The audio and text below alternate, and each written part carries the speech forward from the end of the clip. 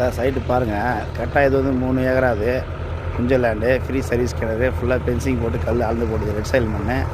வந்தாசி உத்தமர் road பெரிய கிணறு பார்த்துங்க. ஃப்ரீ சர்வீஸ் கிணறு, புஞ்ச லேண்டு, 3 ஏக்கரா. ரோடு ஃபுண்டேஜ் பார்த்திங்கன்னா ஒரு 3 அடி வரும். 3 அடி ஃபுல்லாக இப்போ ஃபார்ம் லேண்ட் போகிறதுக்கு ஓடிட்டுருக்காங்க. இது வரைக்கும் டாக்கி ஓடுது பாருங்கள்.